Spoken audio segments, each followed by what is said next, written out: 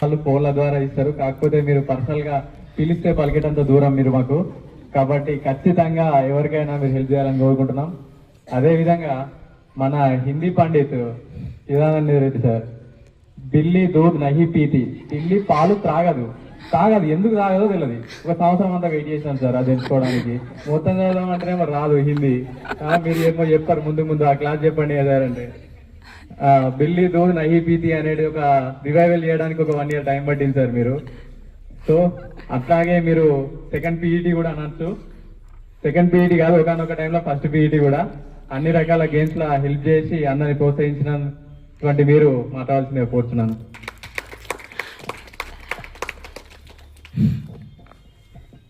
2011, 2012 అయిపోయింది.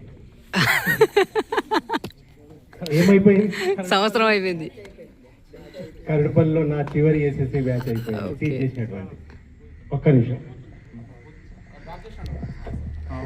నాకు కొద్దిగా అత్యవసర పని ఉండడం మూలంగా నేను వెళ్ళాల్సి వస్తుంది. అన్యదా భావించదు. ఓకే, అందుకే ఎన్ని పనులున్నా వచ్చారు. ఏమైపోయింది? 2011-12 బ్యాచ్ అయిపోయింది. లాస్ట్ ఆ బ్యాచ్ వాళ్ళు ఏర్పాటు చేసినటువంటి, అంటే నా ఈ పాఠశాలలో నా టీచింగ్లో చివరి ఎస్ఎస్సి బ్యాచ్ ఇది. వీళ్ళు ఏర్పాటు చేసినటువంటి ఈ యొక్క పూర్వ విద్యార్థుల సమ్మేళనం. ఈ కార్యక్రమానికి నాతో పాటు హాజరైనటువంటి మన పాఠశాల, అంటే మనం చదువుకున్నప్పుడు, నేను చదివించినప్పుడు మీరు చదువుకున్నప్పుడు, ప్రధానోపాధ్యాయులు లింగం సార్ గారు, ద డైనమిక్ లీడర్. ఎందుకో మీ అందరికి తెలుసు. వారితో పాటు సహ ఉపాధ్యాయులు, హృదయపూర్వక నమస్కారాలు, పిల్లలకు ఆశీర్వాదాలు. కరడుపల్లి అని చెప్పగానే ఒక రకమైన అనుభూతి. ఎందుకు? ఎక్కువ కాలం పనిచేసి లేదు, ఇప్పుడు నేను ప్రస్తుతం పాఠశాల ఏదైతే పనిచేస్తున్నానో అక్కడ 14 సంవత్సరాల నుంచి అక్కడే పనిచేస్తున్నాను. అది ఎక్కువ కాలం కాదు. ఇక్కడ పనిచేసింది 6.5 సంవత్సరాలు. ఫస్ట్ అపాయింట్మెంట్ ఇక్కడ. ఒక ఉపాధ్యాయుని జీవితం లోపల ముఖ్యంగా గుర్తుపెట్టుకునేది ఫస్ట్ అపాయింట్మెంట్. ఒక టీచర్గా, ఒక గవర్నమెంట్ ఉద్యోగిగా ఒక స్కూల్లోకి వస్తున్నామంటే ఇంటి నుంచి బయలుదేరి నుంచి ఇక్కడికి వచ్చి అందరినీ కలిసేంత వరకు ఒక రకమైనటువంటి అద్భుతమైనటువంటి ఒక తీపి గుర్తులు అనేవి ఉంటాయి. ఆ రోజు నేను బైక్ నడిపిస్తూ ఉంటే మా మామ చెప్పినటువంటి విషయాలు కూడా గుర్తున్నాయి. ఇప్పటికీ ఎన్నోసార్లు బైక్ ఎక్కుతాం, వస్తాం, పోతుంటాం. కానీ ఆ రోజు విషయాలు గుర్తు ఎందుకు ఉంటాయంటే జీవితం లోపల ముఖ్యమైనటువంటి సమయంలో ఉన్నాం కాబట్టి. అంతకుముందు టీచర్గా చేశాను, కానీ ఆ రోజు స్పెషల్. మొట్టమొదటిగా 2006 సంవత్సరం మార్చ్ 20వ తారీఖు నాడు నేను ఇక్కడికి ఉపాధ్యాయునిగా రావడం జరిగింది. వచ్చేసరికి యూనిఫామ్ అనేది లేదు ఇక్కడ. అంతకుముందు నేను దాదాపు 45 సంవత్సరాలు ప్రైవేట్ స్కూల్లో పనిచేశాను. అక్కడటువంటి డిసిప్లిన్కి, అంటే సిస్టమేటిక్కి, ఇక్కడ సిస్టమేటిక్కి సంబంధం లేదు. వచ్చిన అక్కడ 2-3 months లోపలనే, అంటే మార్చ్లో వచ్చాను, మళ్ళీ ఆగస్టు వరకు, అంటే 4-5 months లోపలనే పిల్లలందరికీ యూనిఫామ్స్, టైలు, బెల్ట్లు సార్ చెప్పారు ఇందాక.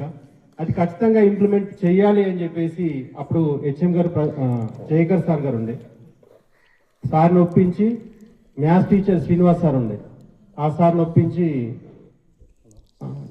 ఆర్మూర్ నుండి, కామారెడ్డి నుండి స్పెషల్గా తీసుకురావడం జరిగింది.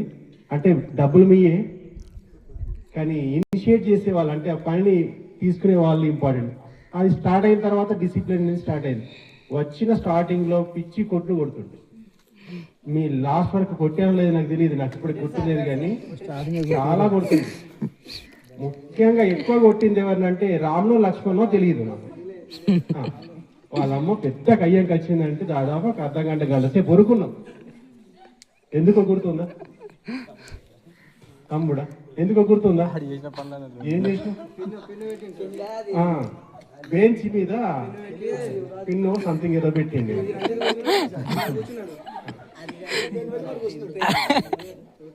కొన్ని స్పెషల్ విషయాలు గుర్తులేకి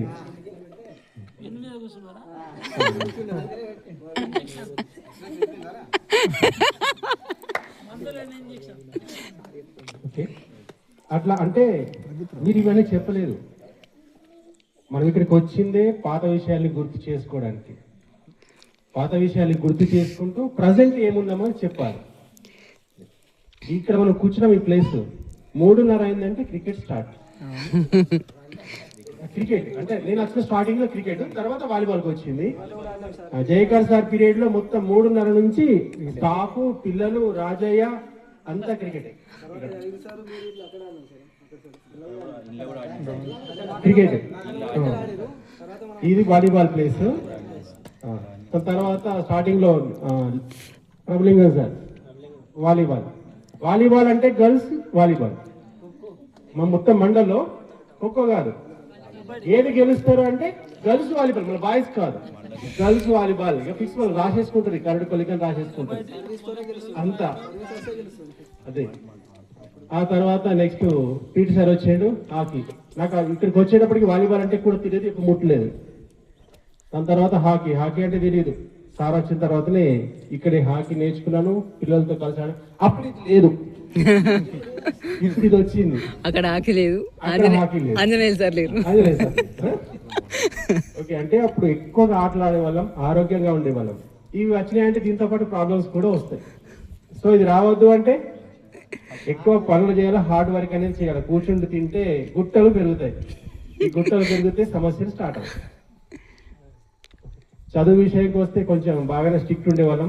ఒకటే తక్కువ మార్కులకే పాస్ అయినా కానీ కొంచెం ఎక్కువ మార్కులు రావాలి, ఎస్ఎస్లో యూజ్ అవుతాయని చెప్పేసి కొంచెం ఎక్కువనే పనిష్మెంట్స్ ఇవ్వడం జరిగేది. డిసిప్లిన్ విషయంలో కూడా ప్లస్ మార్చ్ ఫాస్ట్ విషయంలో కూడా చాలా ఎక్కువగా కేర్ తీసుకోవడం జరిగింది.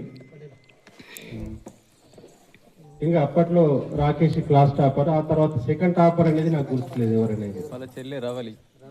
రావాలి. కానీ అప్పట్లో నాకు అంటే ఈరోజు మీరు ఫోన్ చేసి పిలిచారు, మేము ఈ బ్యాచ్ వాళ్ళం సార్ అంటే నాకు ఎవరు గుర్తుకు రాలేదు. ఎందుకు అంటే నాకు ఇప్పటికీ అర్థం కాలేదు. ఈయనతో పాటు ప్రజెంట్ సీనియర్ అసిస్టెంట్ మా స్టూడెంట్, ఇంకొక స్టూడెంట్ వీళ్ళ సీనియర్ అసిస్టెంట్ అదే డిపార్ట్మెంట్ లో పనిచేస్తున్నాడు. ప్రదీప్ రెగ్యులర్ గా టచ్ లో ఉంటాడు. ఎందుకు గుర్తుకు రాలేదు అంటే ఎప్పుడైనా గుర్తు చేసుకుంటే కదా గుర్తు రావడానికి. ఎప్పుడైనా సార్ నేను స్వయం వ్యక్తిని ఆ అబ్బాయి సంతోష్ అప్పుడప్పుడు గుర్తు చేస్తాడు. ఇంకా ఇందులో శ్రీధర్, అమ్మాయిల్లో రజిత, ఇంకా లక్ష్మి, ఇంతే. ఇంకా ఎవరు కొంచెం కూడా టచ్ లో లేరు. సో అంటే అనిపించింది ఈ బ్యాచ్ గుర్తు చేసుకుంటే ఈ బ్యాచ్ మేమేం చేయలేదా అనిపించింది. ఎందుకు అనిపిస్తుంది అంటే మీరు మాకు గుర్తు చేసి ఫోన్ చేసి మాట్లాడితే కదా గుర్తు చేసుకొని, అదొక చిన్న ఫీలింగ్ అనిపించింది. ఇప్పటికైనా కలుస్తున్నాం. దాదాపు ఒక 5 సంవత్సరాలు టీచ్ చేసి ఉంటారు, 5 సంవత్సరాలు 6th నుంచి 10th వరకు గుర్తు చేసుకుని. ఇప్పుడు వీళ్ళ అక్క ఉంది, వాళ్ళ ఫస్ట్ బ్యాచ్ ఏదైతే ఉందో ఇంతకు ముందు గెట్ టుగెదర్, అది ఫస్ట్ గెట్ టుగెదర్ ఇక్కడ కరడుపల్లిలో. నేను వచ్చిన ఫస్ట్ బ్యాచ్ వాళ్ళు, ఇక్కడ మీరు లాస్ట్ బ్యాచ్ వాళ్ళు, నాట్ లాస్ట్ బ్యాచ్ వాళ్ళు. మీరు ఇదే చేశారు, ఇక్కడ మధ్య వాళ్ళు చేయలేదు. వాళ్ళు రెగ్యులర్ టచ్ లో ఉంటారు.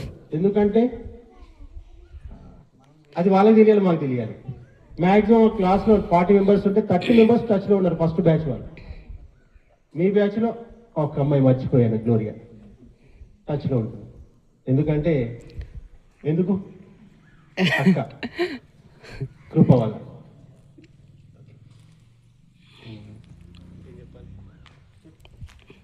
నేను రాకేష్ కి చదువుకునే విషయంలో చెప్పాను, నీకు ఖచ్చితంగా జాబ్ వస్తుంది, టైం వేస్ట్ చేయకుండా మంచిగా చదువుకో అని చెప్పేసి రెగ్యులర్ గా చెప్తుంటా దానికి. అదొకటి గుర్తుంది. ఇంకా మన ఇక్కడ రావణాసురుడు ఉన్నాడు, అమ్మా, ఇంకా రాముడేడి, నువ్వా రాముడు గుర్తుందా? అది ఒక 20 to 25 minutes స్కిట్ అది ఆ స్కిట్ గుర్తుంది నాకు. ఓకే, అది స్కూల్ జ్ఞాపకాలు. ప్రజెంట్ నా విషయానికి వస్తే ఇప్పుడు ఇక్కడ నుంచి వెళ్ళిన తర్వాత ఒక స్కూల్లో వెళ్ళాను, అక్కడ ట్రాన్స్ఫర్ అయ్యాను. అక్కడ 14 సంవత్సరాలు చేస్తున్నాను, అక్కడే ప్రమోషన్ వచ్చింది. అదే ప్లేస్లో మళ్ళీ వర్క్ చేస్తున్నాను.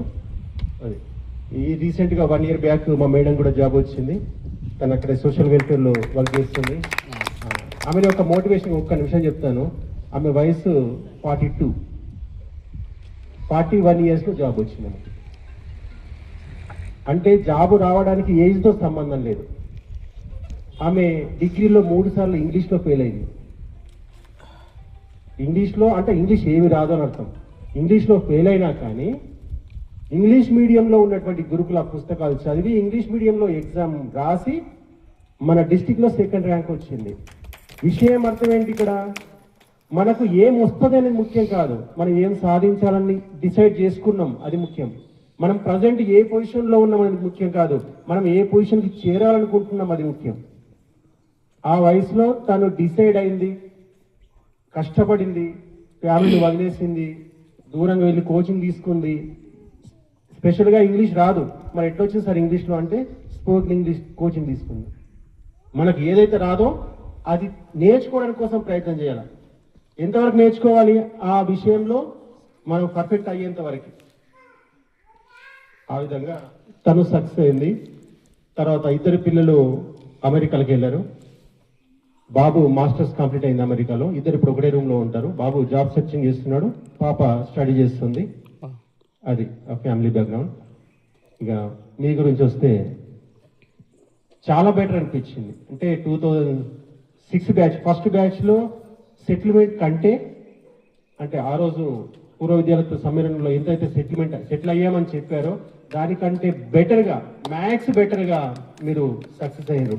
అంటే జాబ్ పరంగా కావచ్చు, లేకపోతే మీ పర్సనల్గా వృత్తిపరంగా కావచ్చు, లేకపోతే టైలరింగ్ వగేరే చెప్పారు అట్లా కావచ్చు, వీళ్ళు డైరీ అని చెప్పారు అది కావచ్చు, ఏదో ఒక విషయంలో పర్ఫెక్ట్గా సెట్ అయ్యారు. ఇంకా ఎవరైతే సెట్ కాలేదో ఒక్కసారి మీరు భవిష్యత్తు ఊహించుకోండి.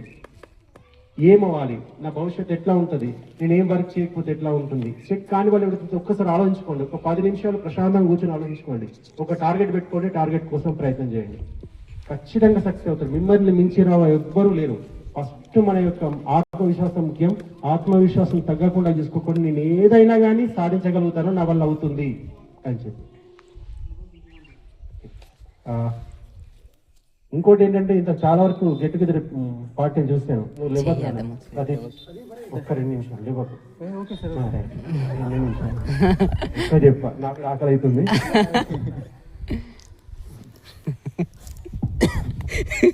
మిమ్మల్ని మీరు మోటివేట్ చేసుకోండి. ఇంకేదో చెప్పాలన్నా మర్చిపోయినా.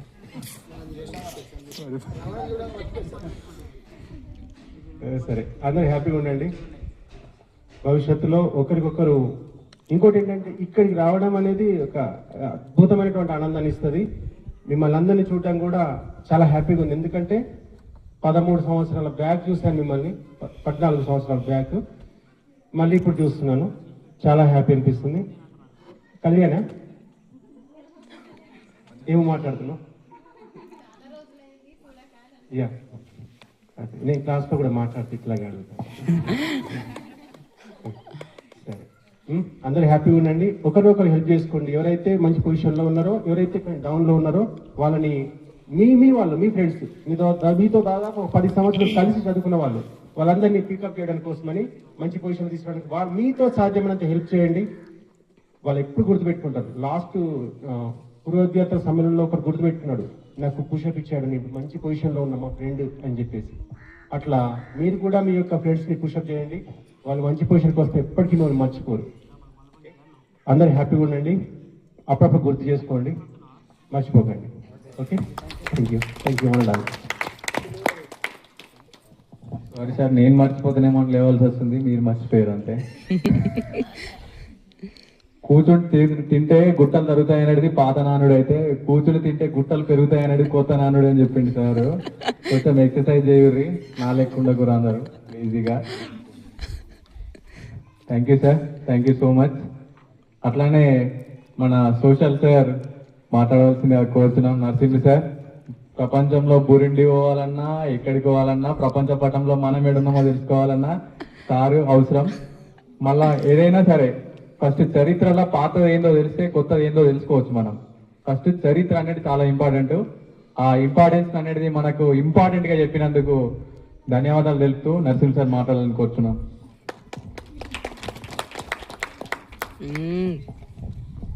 చాలా సమయం గడిచిపోయింది. సమయం తీసుకుంటారు అనే పిల్లాడు నేను గురిని పోయొచ్చిన సార్ అంటే నేను చాలా ఆశ్చర్యం